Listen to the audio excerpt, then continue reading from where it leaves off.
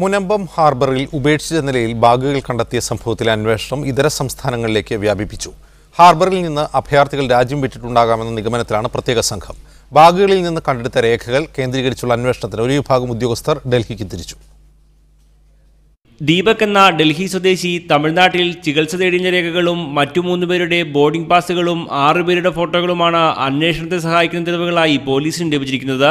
ദീപകിന്റെ phone number ലഭ്യമായെങ്കിലും അത് പ്രവർത്തനരഹിതമാണ്. Tower location അടക്കം ലഭ്യമാക്കാനുള്ള ശ്രമം തുടരുകയാണ്.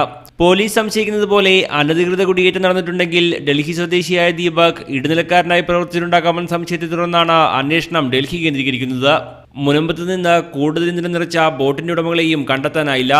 ഇവർ ഒളിവിലാണെന്നാണ് പോലീസ് പറയുന്നത്. റിസോർട്ടുകൾ കേന്ദ്രീകരിച്ചുള്ള അന്വേഷണവും തുടരുന്നുണ്ട്. റിസോർട്ടുകളിൽ നിന്ന് കൂടുതൽ CCTV ദൃശ്യങ്ങൾ കണ്ടെടുത്തു.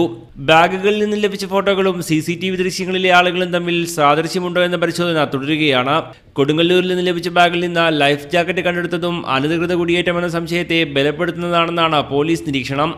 രാജ്യത്തിന്റെ വിവിധ ഭാഗങ്ങളിൽ അഭയാർത്ഥികളായി കഴിഞ്ഞിരുന്ന ശ്രീലങ്കൻ വംശജരുടെ കണക്കുകൾ ശേഖരിക്കാനും ശ്രമം ആരംഭിച്ചിട്ടുണ്ട്. മീഡിയ 1 കൊച്ചി.